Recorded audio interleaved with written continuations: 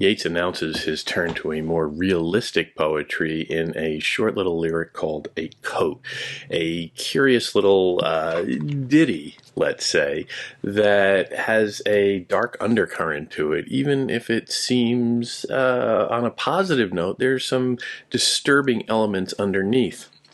I made my song a coat covered with embroideries out of old mythologies from heel to throat. But the fools caught it, wore it in the world's eyes, as though they'd wrought it. Song, let them take it, for there's more enterprise in walking naked.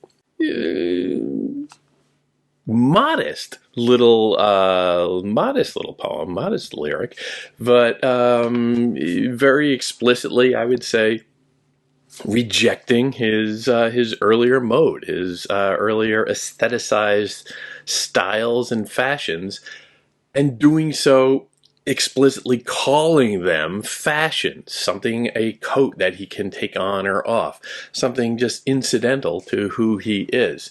This obviously is a kind of declaration of independence from that earlier style, from the earlier concern with mythologies explicitly, the fairyland stuff of his earlier verse, the prettiness of his earlier verse.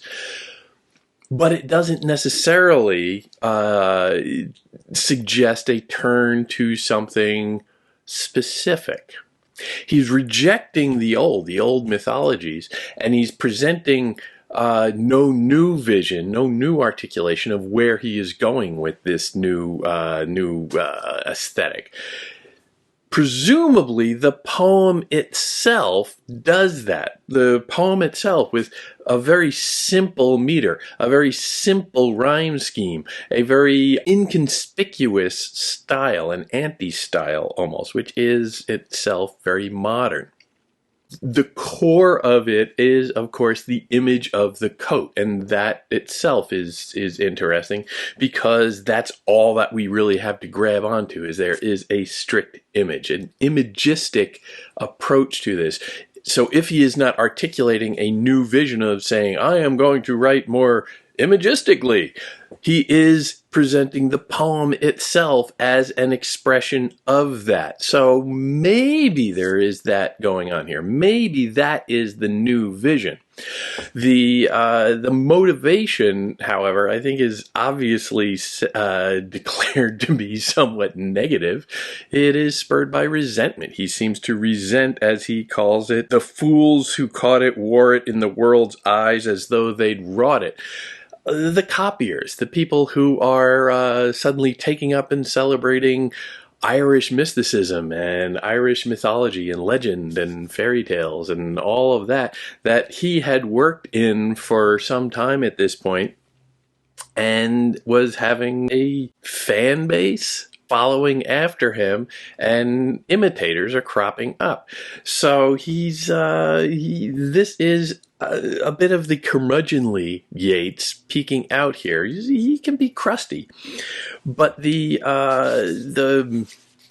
element of it that I find most interesting is the question of song.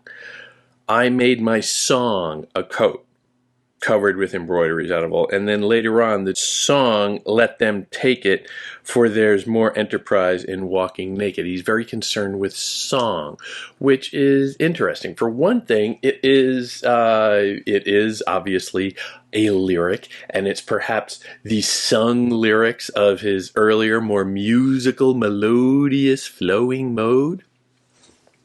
So he could be saying goodbye to that. But also just that oral quality of poetry in general. He is clearly turning away from that. Not just the content of the ballad or the sing-songy notion of mythologies and fairy tales, but the oral quality of poetry itself. His earlier stuff is much more melodious, is much more tonal. So here you see him shifting very explicitly from song, an oral medium, to, at the end, he heralds walking naked instead, which is, well, that's visual.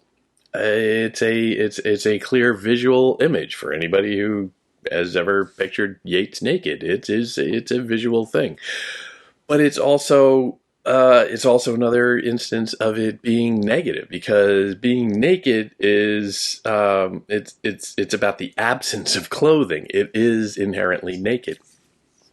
Or is it about the visualization, the actuality of what is visible after you take off all of the dressings?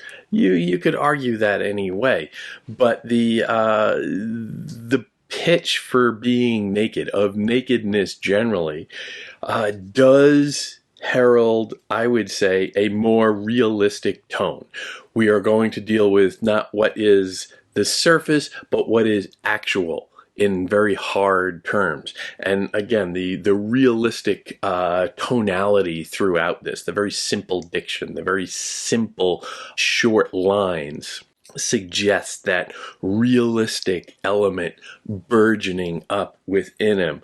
And part of that, I would say, is the element of caving to society a little bit, of being unable perhaps to escape society, of society being a factor. And so here you see his resentment of these imitators, these other members of society crowding in and copying him. And he seems to be surrendering to that and saying, okay, you have it, you have this. Which is an uncharacteristic, I would say, considering how he starts, an uncharacteristic mode for him, because throughout his career, but I would say especially in the beginning, he is very much about rejecting society, rejecting real life altogether, and appealing consistently to an ideal plane, to an idealism beyond the common. He doesn't really like the common at all. So it's odd that he frames it in this social construct, in this social bargain, where he says, okay, to this small society of poets who are imitating him, you have that, I'll go do something else. Is that an indication of compromising his idealistic standards for his art? Is he caving to the contemporary marketplace, the common realities of life? Or is he finding a new way of going about escaping that?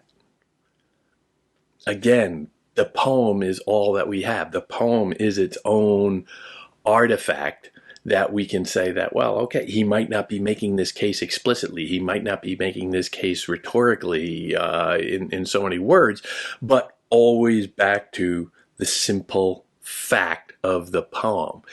Is this a declaration of a new mode, a new concern, of leaving something else behind? Or is it just a truculent moment where he lashes out at competitors? It's a jump ball there. I just don't know.